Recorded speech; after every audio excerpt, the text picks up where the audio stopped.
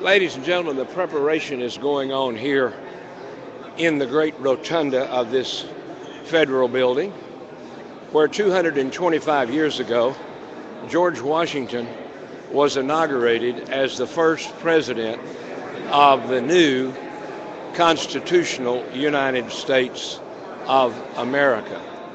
And we'll go over here, and fella has gathered a crowd here.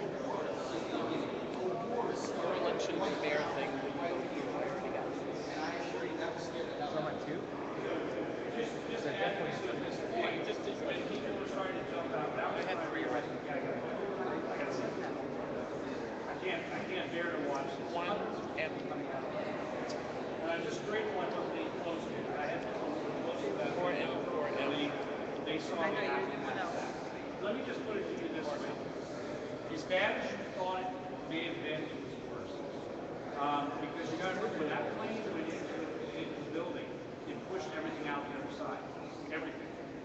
So what happened was, at that point I started running north. I got to Canal Street.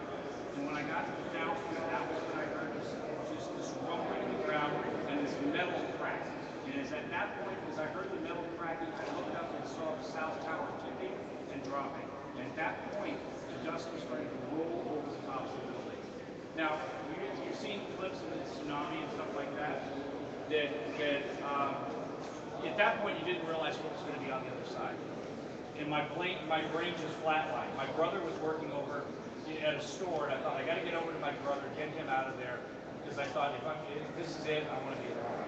So I got up to Washington Square Park, and that's when the North Tower hit. As he was saying about sirens, all you heard were sirens. And at 3 o'clock in the afternoon, you started hearing church bells ringing. So one of the most vivid memories that I had was the sound of sirens and church bells. The last thing that I'll say about that is that by the end of the day, I live in Manhattan. At the end of the day, there was not one single car parked or driving on the street of New York. Not one single car. They were pushing all the cars out.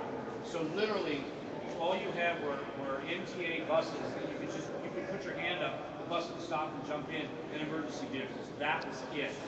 There was no other cars parked or driving on the streets of New York. Now, I don't know how you can imagine that, but it was a ghost town. It was completely empty. You want to add to it?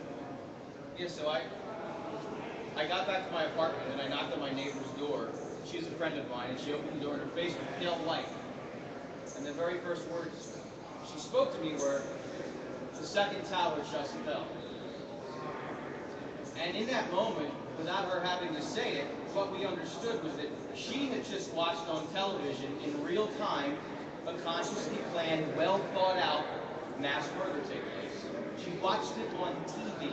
In fact, people all over the world did. The global switchboard lit up, text messages and IMs on computers, and people all around the world sort of held hands, if you will, and watched a mass murder take place, and they were helpless to do anything about it. And they knew that the world had changed, because people flowed out into public squares in 99.9% of the world, and they wept.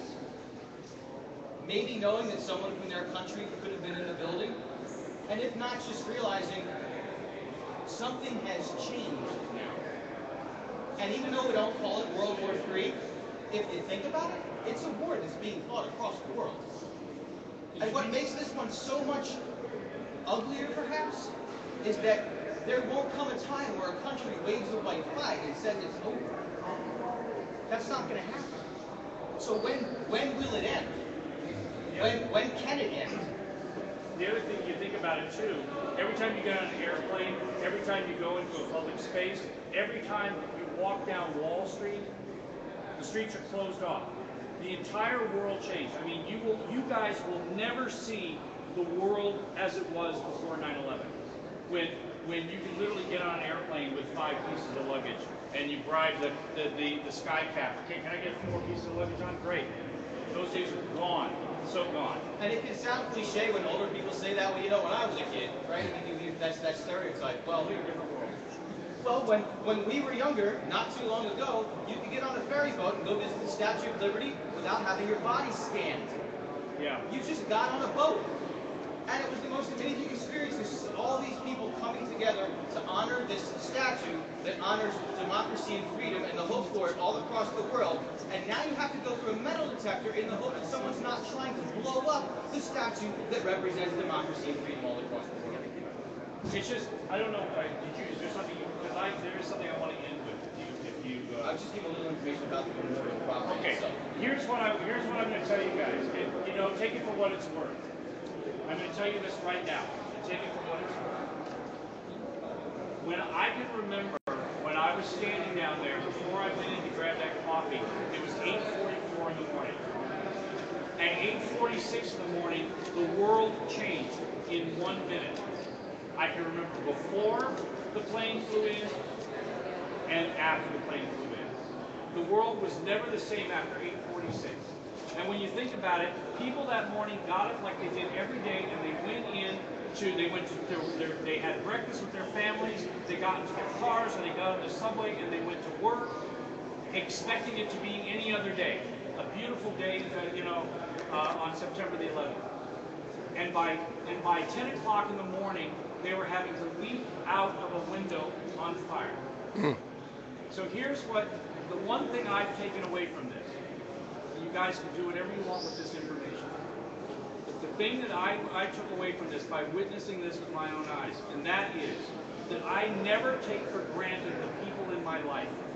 I never take for granted the people who I love and care about in my life. Because if you ever saw the movie Extremely Loud and Incredibly Close, remember? Did anybody see that movie?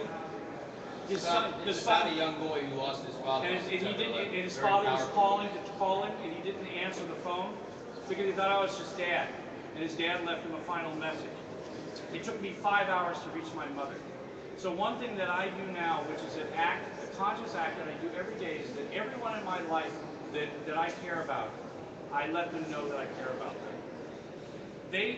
None of them, if it becomes 8:46 in the morning for me in my life, when my time's up, at least everybody in my family knows that I care about it.